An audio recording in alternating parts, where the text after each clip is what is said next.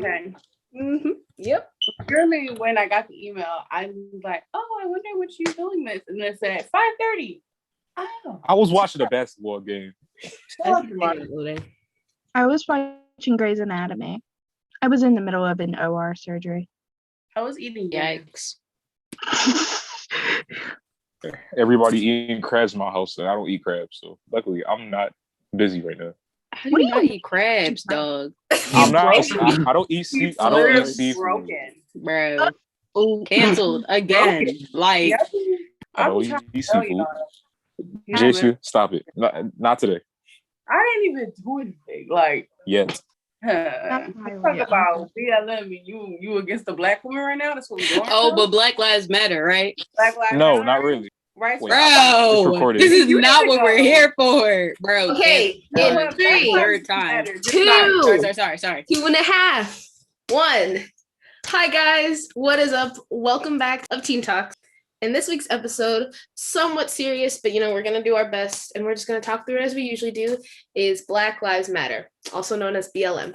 We are talking about BLM, also known as Black Lives Matter. So, just in case we have some viewers who aren't as up to speed, which how are you not? But it's okay. We're here to fill you in. So, just a quick little thing. In 2013. How we got the name was by 3 women, Alicia Garza, Patrice Cullors, and Opal Tomedy, created a Black-centered political will and movement building the project called #Black Lives Matter. So those are the people who created the name and the hashtag. It was in response to the acquittal of Trayvon Martin's murder of George Zimmerman. And their mission statement, because we support people, we support Black brothers, up in here. So the mission is to eradicate white supremacy and build local power to intervene in violence inflicted on Black communities by the state and vigilantes by combating and countering acts of violence, creating space for Black imagination and innovation, and centering Black joy. We are winning immediate improvement in our lives. So this is a big topic to deal with. A lot of racial injustice, a lot of white supremacy, and we can never tackle anything in just one episode. So we'll probably get a part 2. Maybe not with the exact same people, but rest assured, probably a part 2. And who knows, we may just bring some people back. So without further ado, let's get into the episode. When you guys talk for the first time, introduce yourselves. I feel like you guys already know what you want to talk about. So just someone come in, take the lead. I don't even feel like I need to get you guys with a question unless you want a question. We're doing introductions, right? Yes. Nobody is. Okay. So I'll jump in. Oh, JK, go ahead. Grace, I'm 17. I'm a senior at Hazelwood West High, which is in St. Louis, Missouri.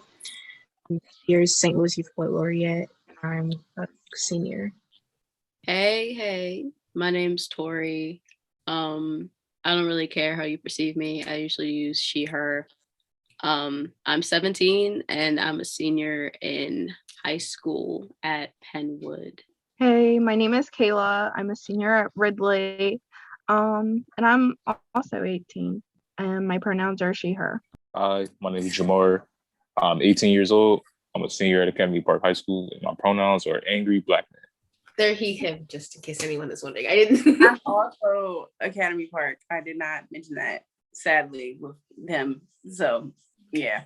Leading us in, what would you guys say was your first exposure with the Black Lives Matter movement? And that can be tied into, like gun violence or even race. So I actually grew up in a rough neighborhood. I'm originally from Chester.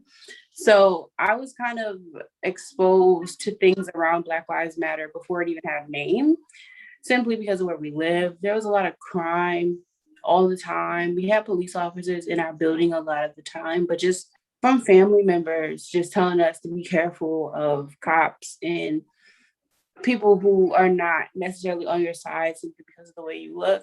And my first in-depth experience of it was definitely Trayvon Martin. I didn't really understand. I was so young, but just remember being involved in the community and realizing like this is what all of that preparing was for.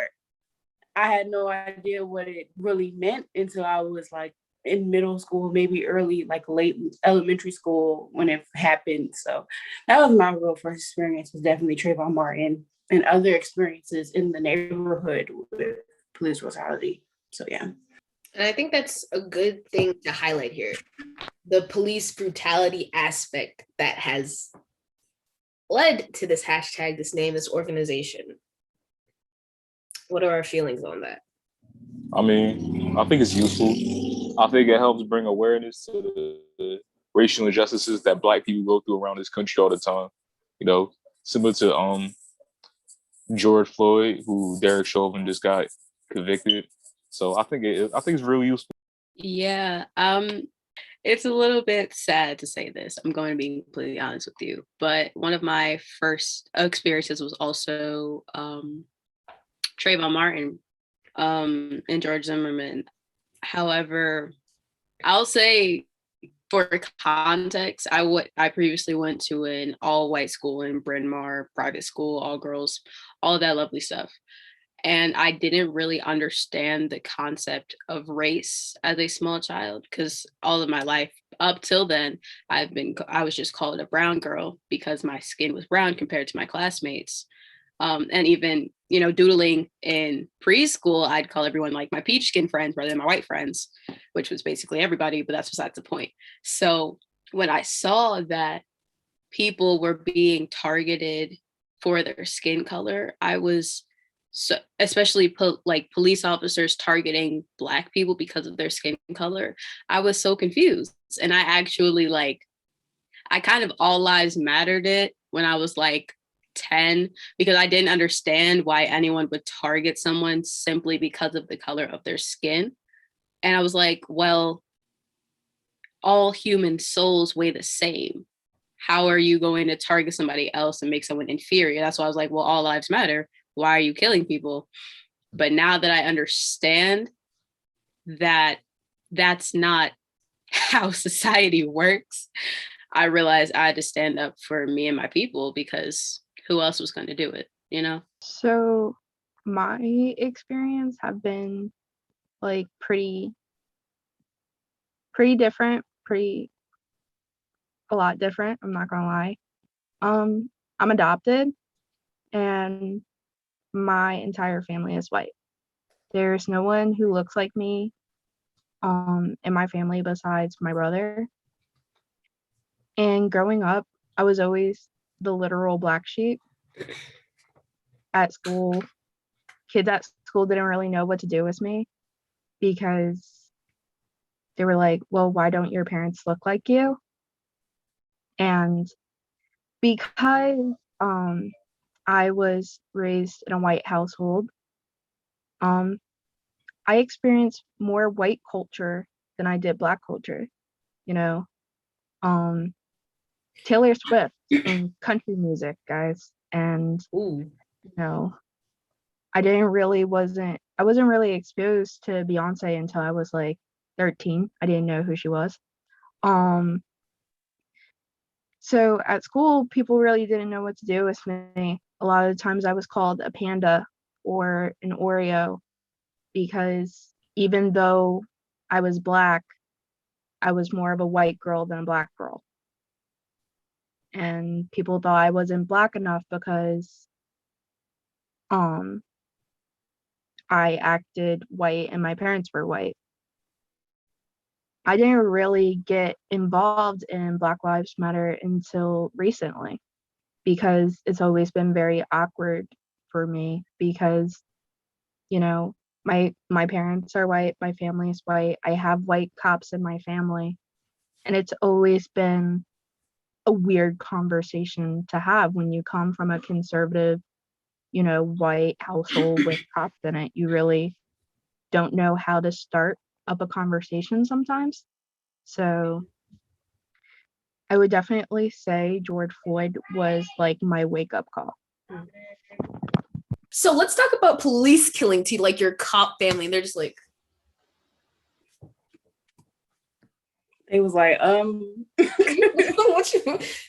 I hope I'm not cutting anybody off, but to go off of what Kayla and Tori said, when I was younger, growing up where I was, it was very much don't become a statistic. All of my teachers kind of prided in me as like, this is what's going to show everybody that I am a good teacher, and it's just the kids at the school. You know what I mean? So from a young age, I was almost like a hamster to white people, which sucks. It sucks so much, especially coming from kindergarten. And I've been to 3 different districts. 2 were Black and 1 was predominantly white. In both of the Black districts, I was seen as the prize horse. This girl I was like a really good reader. I was very good at math, all the things, accelerated learning, tests all the time. I was in front of prompters, like they were in my face every day. So the issue of me was like, I don't want to be a statistic. And of course, having borderline racist teachers and administrators, they kind of show you, don't be an example. Oh, this girl's loud, don't be like her, or she has loud hair and the way she acts, her mannerisms.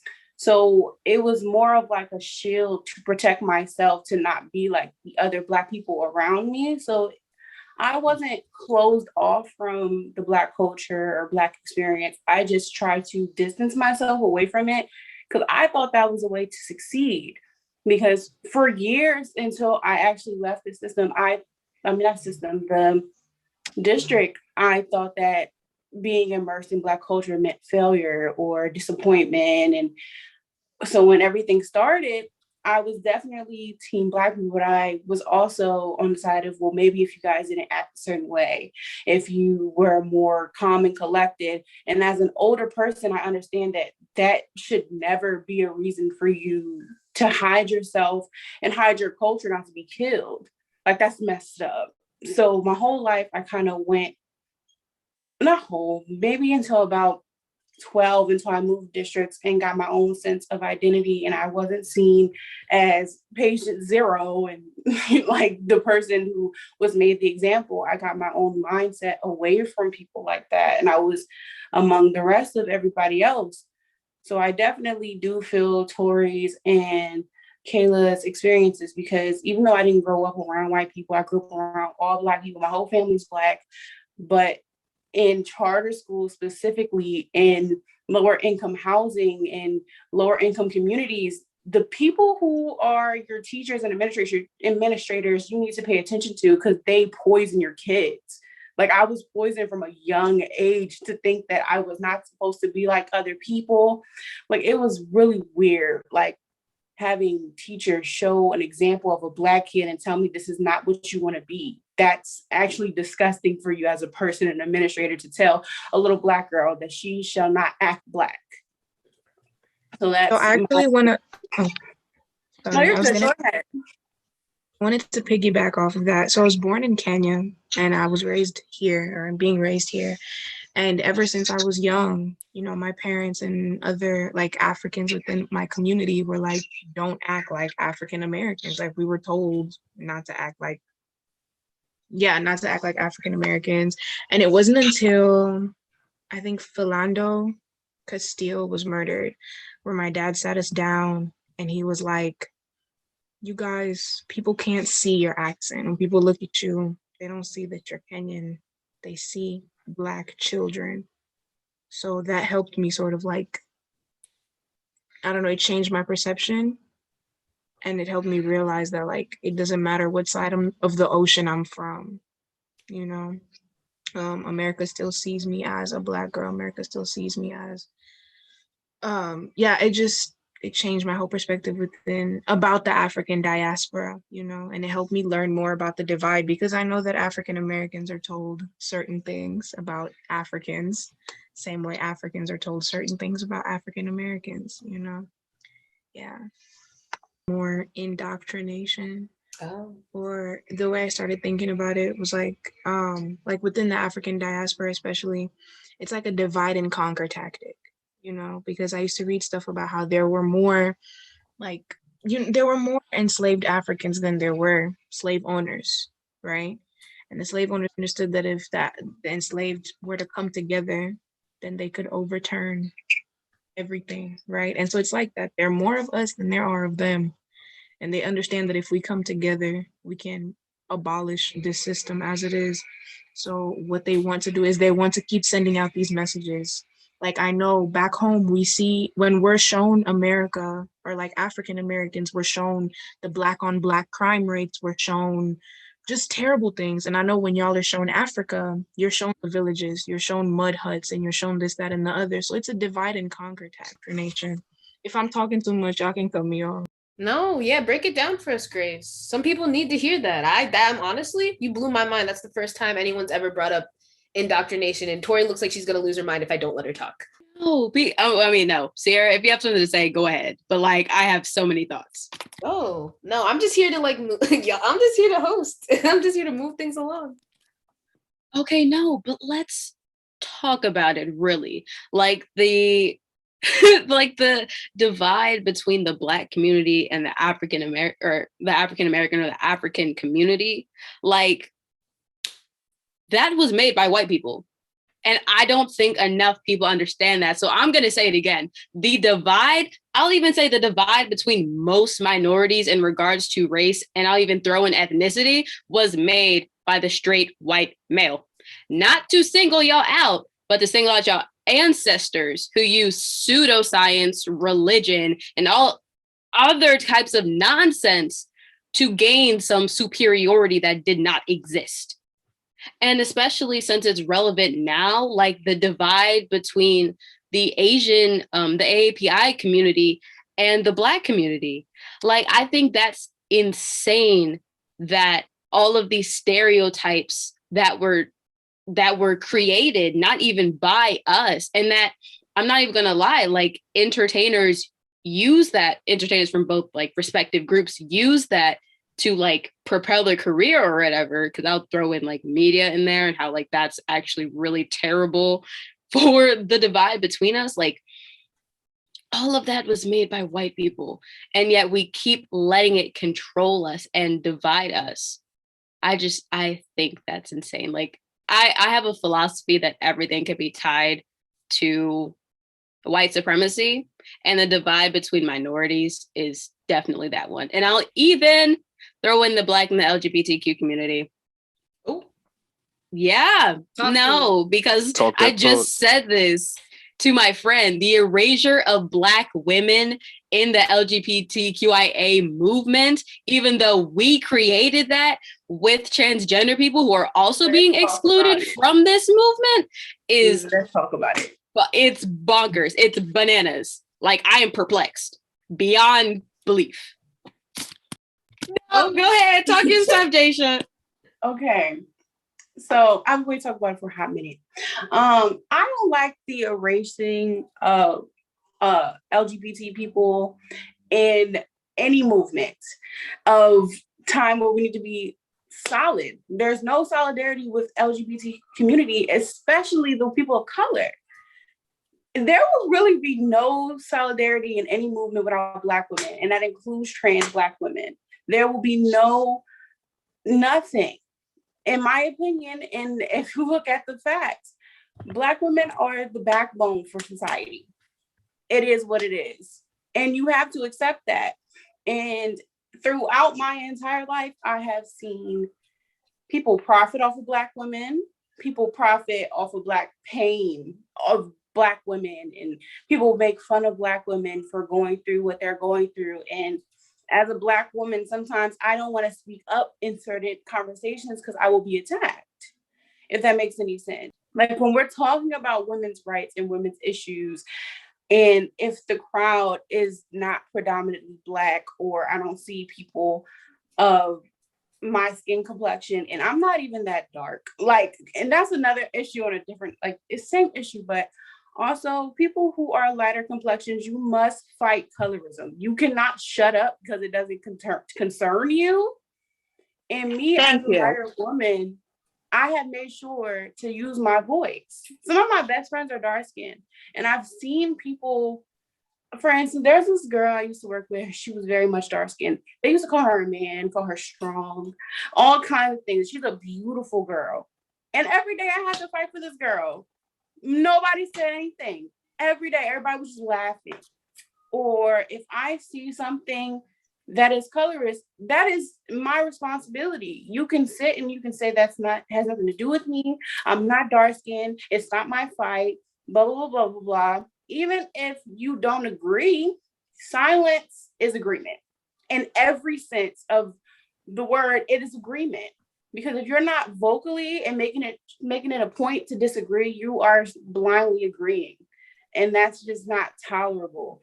It's like, if we're supposed to be standing, we need to fight colorism. We need to fight injustice in the community of LGBT, disabled Black people. People don't talk about them. Black people with mental issues, all kinds of Black people. You cannot focus BLM on Black men solely. I'm sorry, even though they're the people who are mostly affected by hate crimes from police officers, it's everyone.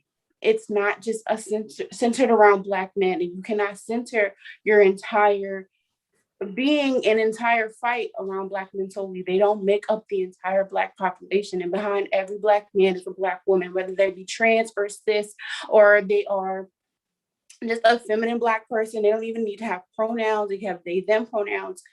Anybody who is Black and feminine, they are usually the people who are the strongest in the Black community. And we don't have enough fighting for us. We fight for our own selves. And that is tragic, because we fight for everybody to like an extreme amount. And it's kind of crazy watching Black girls, little Black girls, realize that they have to fight for their adult fathers, their adult brothers, their cousins, their friends as little girls. That's crazy. That is like literally crazy. Okay, I'm done now. Wow, you guys. Dang, you guys just snapped today. I learned something new every time I come to TeenTalks, I think. Yeah, hey, I'm just a regular Black dude. I ain't really got much to say. I'm gonna keep it a bean. Like, everybody got their own type of story since I've been in here, and I ain't really got none. I ain't got no type of story to just tell. No, you being here is your story. I'm a tall, light-skinned Black guy.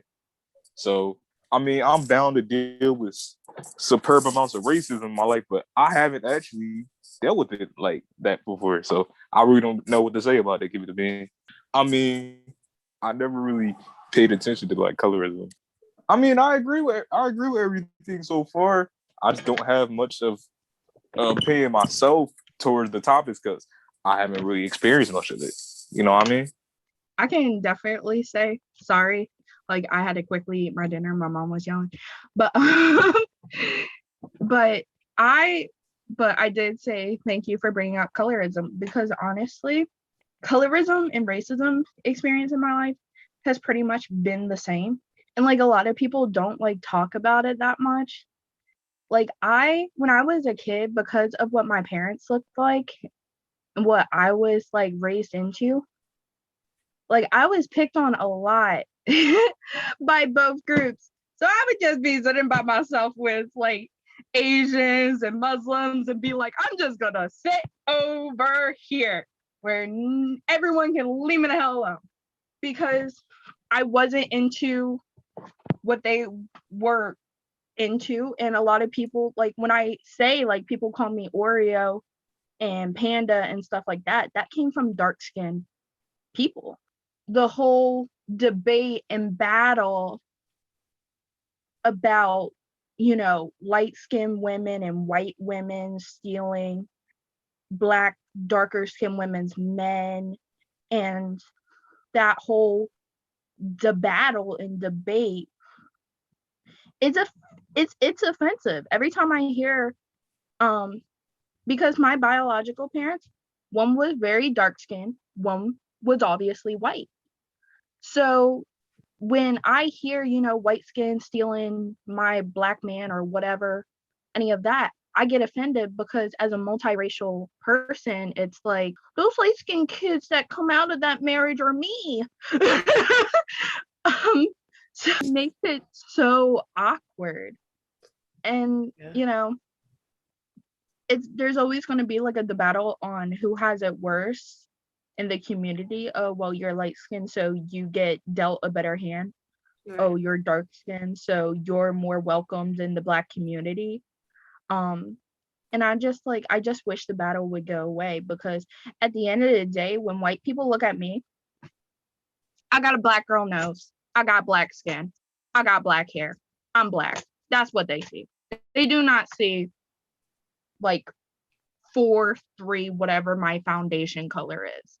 You know, they see a black person. Before we go, okay, so I think this needs to be said for sure that we're doing a part 2. We haven't even breached the surface. You guys need more time, and I'm sorry I can't give that to you today, because what Kayla brought up at the very end was like the fetishization of like black men. Like that's why I was saying that's gross, because yeah, that's really gross.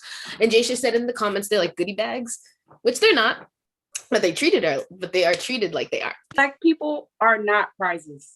We're not gold stars. We're not gold medals.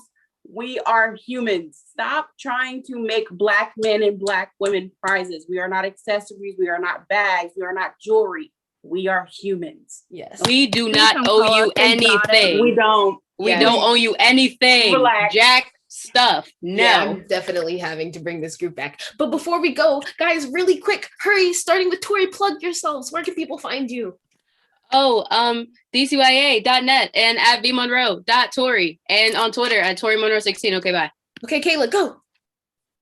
Kachi for school board, because I'm running for school board, because there's no black people on my school board and black people need to be represented, obviously. So go follow Kachi for school board on Instagram and Facebook. And my personal is Kayla_Kachi. Go find me. Okay, Jamar, go plug yourself. Okay, I make music. You can find my socials and everything, Mar540. And that's all I got. Okay, Jaesha? Did Jaesha just die on us? Okay, Grace, go.